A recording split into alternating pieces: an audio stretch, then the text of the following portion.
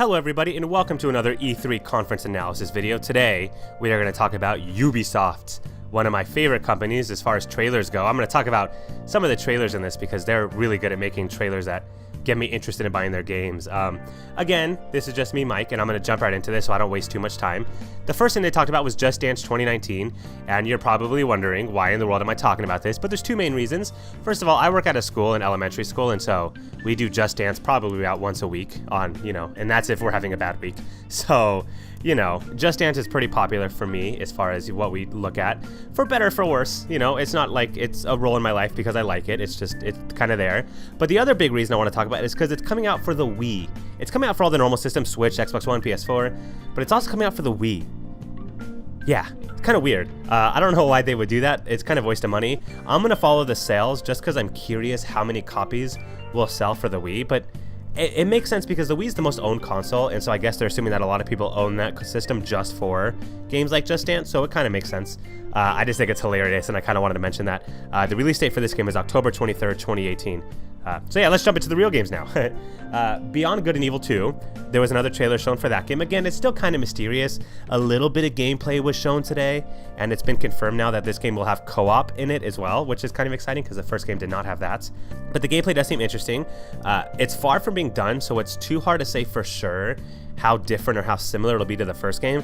But the first game came out a long time ago, and so as far as like system upgrades and things like that go, I can't imagine it's going to play very similar to the first game. The cool thing about the trailer they showed was that Jade is in the game. The first time they showed a Beyond Good and Evil 2 trailer, Jade was nowhere to be seen, and people were kind of wondering what kind of role she would play, or if she would even be in the game at all. But now we know that she's going to have at least some role. And what's interesting is she walked in looking like a bad guy. She was the main protagonist of the first game, so she's not really an evil character, and so I'm curious then if she was mind controlled, or I can't imagine she would just turn evil. That'd be a weird route for a game to take. So I'm assuming something happened to her mind. That's something that did go on in the last game, so maybe that's something that's happening in this game too. This is a prequel, by the way, of the original Beyond Good and Evil, which is why it's confusing that it has the 2 in it, because 2 usually means sequel, so it's kind of confusing to me. But so maybe like before she was evil and then something happened that led to the events of Beyond Good and Evil, the original. So I don't know, we'll see. But again, I'm excited for it because I love the original Beyond Good and Evil. The next game on my list is Trials Rising. Trials games, I love them, but recently they've been a bit of a turnoff for me. Trials Fusion felt kind of repetitive, and then the Trials of the Blood Dragon game was just off-the-wall nonsense, and I didn't like it very much. I didn't like the parts where you're not riding your bike, because there were some parts where you're kind of trying to be stealthy, and you use a gun and stuff, and it was just weird, and I know a lot of people weren't really huge fans of it, so that was kind of interesting. Trials Rising seems like it's going to go back to more of the mainstream Trials style of game, and so I'm excited for that. Again, these games are known for being wacky, crazy, and extremely hard to perfect. The harder levels in these games are always insane. Trials Rising looks fun. It has a lot of co-op, it has a lot of combat, it's a great game to play with friends, and the cool thing about it is that it's coming out for Nintendo Switch. So it's coming out for the normal systems, the PS4, PC, and Xbox One, but it will also be releasing on a Nintendo console, which I am very excited about because that will be the console I buy it on. It's my Nintendo Switch. So I'm really excited for that game to be released, but it is very far off. It will not be released until February of 2019. So, it's hard to go wrong with Trials. The formula is pretty easy to use. It's a side-scrolling motorcycle game with like a physics engine, so, we'll see how it turns out, but I'm excited. The next game they talked about was Tom Clancy's The Division 2. Now, we already knew some details about this game, but now we know more about it in terms of the story. This game is a sequel to the original game. It takes place a few months, I want to say it was like 8 to 9 months after the original game, and America's in a civil war. So things obviously did not get better at the end of the first game. It's still trying to recover from the viral outbreak. That was the main plot of the first game.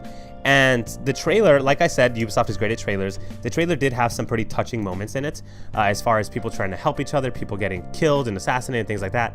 And you sort of play as these band of people that are trying to help people out. And so you go on different quests and missions and things like that to sort of help people out in the game. And it looks like a lot of fun with the different raids and stuff that are in it. They also announced that when this game comes out, the coming months after its release date, there's going to be some DLC updates with different stories and areas to play in. Now, this would have annoyed me, and I was kind of stressed because I think it's so dumb when games talk about DLC before the game even comes out. But Ubisoft saved themselves because they said all the DLC will be free. And like I said, this is, I think, where me and it kind of differ. I do not care about DLC at all as long as it's free. I like adding on content into the game, so it gives you reasons to come back and play it a second and third time, but I don't like when I have to pay for it.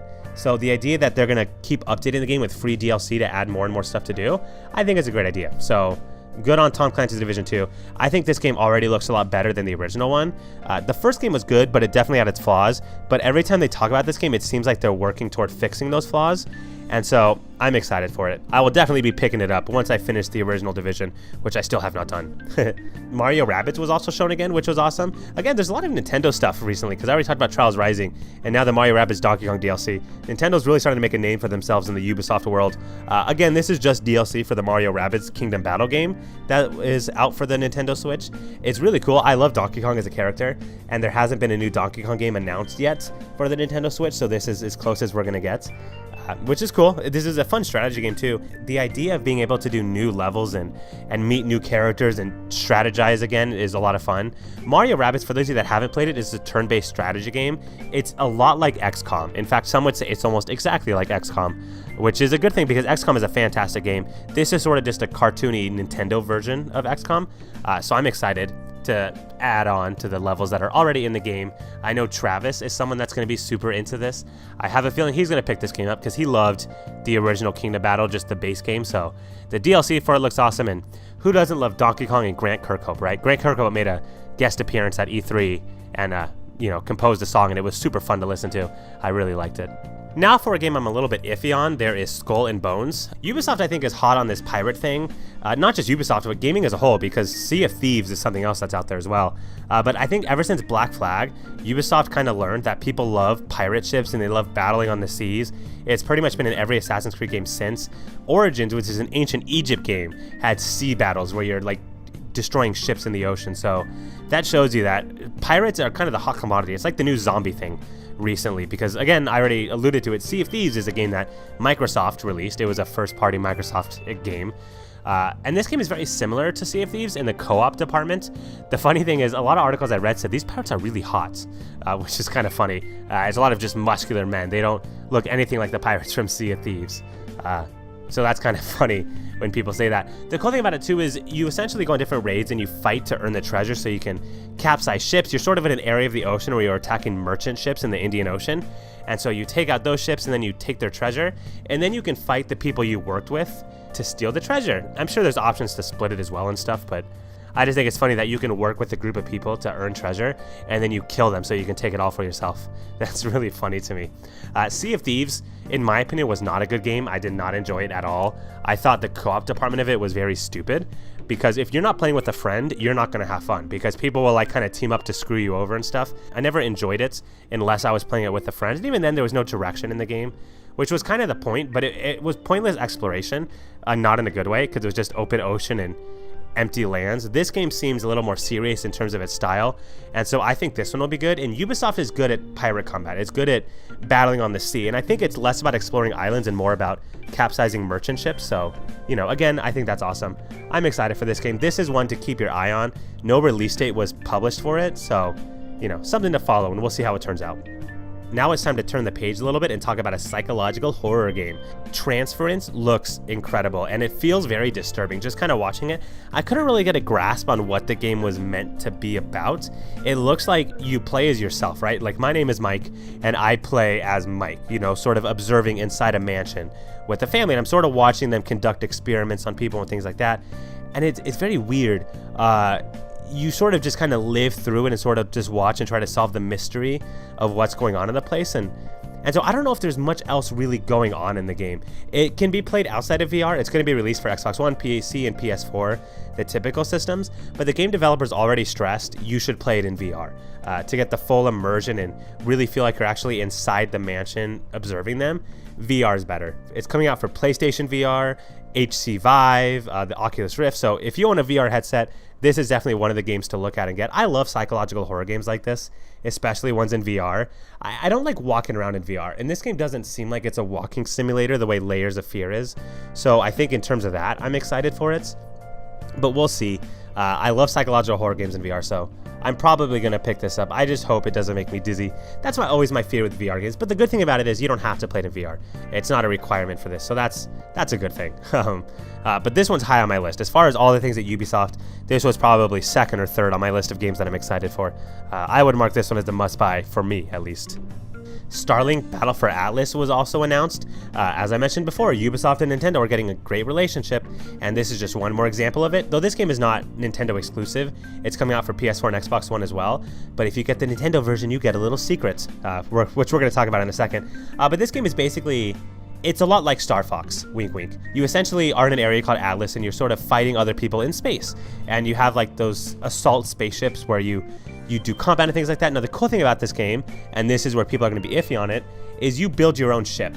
And by that I mean you build your own ship in real life. The game comes packaged with these customizable parts of a spaceship, and I guess somehow it links onto the controller, and then that's the ship that you use in the game. So it's kind of cool. You're actually using your hands to design a ship model, and then you use it in the real game. And I think that's a nifty idea for a game. The only problem is I could see some people being annoyed because you know this game is going to sell extra add-on pieces, and then you just pay extra to upgrade your ship and things like that. And I know that's going to get kind of annoying for some people, but I feel like that's inevitable. There's no way they're going to give out free pieces for this. So it's just, and it's also extra clutter. You know, when I play a video game, I like having my TV, the game disc, and the controller. I don't like having all this extra junk with it. So I don't know, it can go both ways. I like the idea of it, but it's just extra clutter, and I know I'm going to lose pieces and it'll make me sad and things like that. So, you know, I don't know. But anyway, if you get the Nintendo version, Star Fox is in the game. I don't know how big his role is in it. Obviously, it's called StarLink. It's not a Star Fox full game. So I'm assuming he might just be like a playable character in it. I don't think the game revolves around him at all, especially because I don't think Xbox or PlayStation would even be allowed to have Star Fox on it. So he has to just have some extra role because he can't be a main character because he couldn't be in Xbox One and PlayStation 4 versions. So it's interesting to see what Star Fox is going to be in this game, but I'm excited. I like Star Fox. StarLink looks like it'll be a great game. It can't be any worse than Star Fox Zero was in terms of the controls and atmosphere, so we'll see. But it's something to follow. Again, I'm excited for this one. And it's coming out relatively soon, October 16th, 2018. So if you like Star Fox and building things, it's a good option for you. Ubisoft also spent a little bit of time talking about For Honor. I don't want to spend too much time because personally I did not like For Honor. It was kind of disappointing to me. But like I said, I'm a sucker for Ubisoft trailers, and the Marching Fire story trailer looked incredible. It spoke to me. You know, I got kind of emotional during it because of the girl that was walking around and looking at all the devastation. Then she marches into the sand and you meet the new army and the new regions that you can be fighting in and things like that. So it made me kind of want to buy it, but For Honor's single player is very weak. So I need convincing first that this somehow is going to be different, that in playing this single player experience, I'm going to get a lot more enjoyment out of it. They're also adding a new mode in it too that a lot of people have been wanting to play, a Castle Siege mode that I think a lot of people are excited for as well. I don't care about that. If I bought For Honor, it would be for the single player, which is why I have not picked up the game yet, and I probably never will. But according to Ubisoft, this is the game's biggest expansion, so if you haven't played the game or if you've been away from it for a while, this is a good time to jump in. Obviously, this DLC is going to be paid. It didn't mention that it's free, which is how I know it's probably going to be paid DLC, but if you're willing to put the money down on it, and you liked For Honor before, I'm assuming you'll like these updates. It's not for me. This game kind of already ruined it as far as microtransactions and stuff goes for me. I'm probably not going to get into it, but it looks fun. You know, we'll see how that goes. So then we ended with what was supposed to be Ubisoft's big announcement. Unfortunately got ruined because there was a leak. This game was supposed to be like a big reveal, and turns out it wasn't. Kind of was for me. I didn't look into leaks too much. I did know about this game, but whatever. I'm talking about Assassin's Creed Odyssey. Greece. I'm so excited to play in ancient Greece. The whole time I was playing Assassin's Creed Origins, I love Egypt, by the way, and I was super excited to play in that area. But I kept thinking this would be really fun to do in Athens and Sparta and just kind of enjoy an ancient Greek setting with Greek mythology and things like that. And I kind of had a feeling they were going to do it. Assassin's Creed Odyssey takes place before Assassin's Creed Origins, and since they called it Origins, I kind of figured they wouldn't go back in time more. I figured they would only go forward. But they did. They went backwards in time to do the ancient Greece stuff. It's all about conflicts between Sparta and Athens. So, you know, it's kind of about that stuff, which I think is interesting. Assassin's Creed Odyssey did a lot of upgrading too. You can play as a man or a woman in the game, and then there's also branching dialogue options in the game. There's romance options in the game. So they added a ton of new stuff into the game, and from what I gathered, there's same-sex romance options as far as opposite-sex romance options. So there's a lot of stuff in the game that I'm really, really excited to try out. Some of the complaints that I've seen for this game is that people are calling it a reskin of Assassin's Creed Origins, saying that the graphics look exactly the same, the combat looks the same, the map for the most part looks the same, it's just set up differently because it's ancient Greece. And I think a lot of people are bothered by that. They're thinking, well, this isn't even a full new game. They just released Assassin's Creed Origins not that long ago. but I'm okay with that. In fact, I prefer that. Because, like I said, when I was playing Origins, I thought I would love to play this type of game in Greece. And so I'm glad they're not making any major changes to the formula. Keep the ancient stuff like this. You know, there weren't assassins, there weren't crazy people jumping from the roof, sneaking in and killing people. It was more a combat game. You know, assassinating back then was probably different. And so I'm excited. I'm excited to play a game about ancient Greece in this setting. I love God of War. I love games in that time period. And so I'm glad it's in that same setting. The cool thing, too, is that it will be out October 5th for PlayStation 4, PC, and Xbox One. So it's coming up really soon. And this is definitely one of my top 5 games in all of E3. I'm so excited to try this one out. So that's it. There's not really much else they talked about. Crew 2 got a new trailer, and there's going to be an open beta coming out June 21st. But there's not really a whole lot left to discuss. There were a couple of other small announcements that I'm not that interested in. Overall, Ubisoft had a really strong conference, I thought. I would definitely put it below Bethesda because unfortunately they got screwed. This probably would have been my favorite one if Odyssey would have been a reveal, and that's not really this company's fault. It was leaked.